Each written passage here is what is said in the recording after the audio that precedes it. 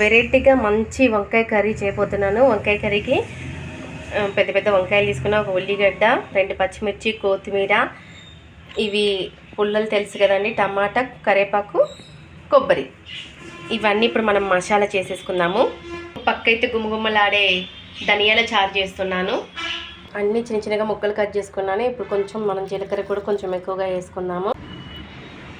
అల్లం పేస్ట్. నేను ఇప్పుడు వీటిని మంచిగా కలుపుకుందాము.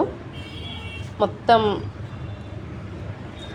ఉప్పు కారం అన్నీ మంచిగా కలిసేలా కలుపుకోవాలి మనం ఇప్పుడు దీన్ని. ఓకే అండి, మంచిగా ఇలా కలుపుకున్నాం కదా. మనం వంకాయ కూడా ఇలా మంచిగా కోసుకోవాలి, ఉప్పు కారం అన్నీ మంచిగా పట్టేలాగా. ఎందుకంటే దీంట్లో మంచిగా ఉప్పు కారం పెట్టేసి మసాలాన్ని పెట్టి చాలా మంచిగా వస్తాయి. మనం పుచ్చులు ఏమైనా ఉంటే కూడా కోసుకునేటప్పుడే మంచిగా చూసుకోవాలి. ఆల్రెడీ నేను వంకాయలలో ఒకటి నాకు మంచిగా పుల్ల తీసుకొని చివరి భాగంలో పెట్టేద్దాము. ఎందుకంటే వంకాయ అనేది మొత్తం మనం నూనెలో ఏంపేటప్పుడు చీలిపోకుండా.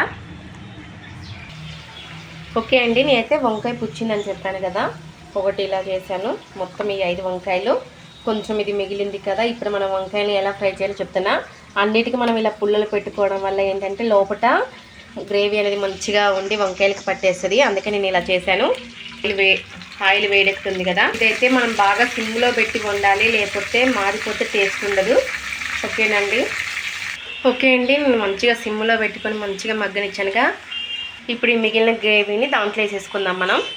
ఓకే అండి, నేనైతే మంచిగా సిమ్లోనే పెట్టుకోవాలి. మనం ఈ కర్రీ చేయాలంటే మనకు ముందుగా చాలా ఓపిక ఉండాలి.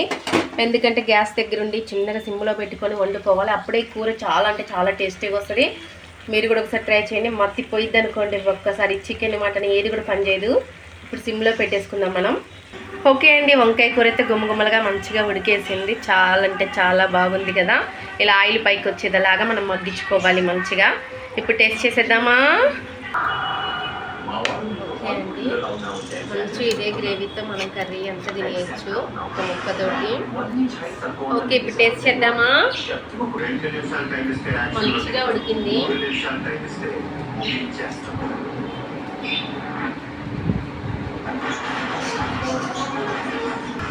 చాలా అంటే చాలా బాగుంది. టేస్ట్ అయితే సూపర్గా ఉంది. ఉప్పు కారం అయితే అన్నీ సరిపోయినాయండి. ఓకే అండి, మా ఛానల్ చూస్తూ ఉండండి.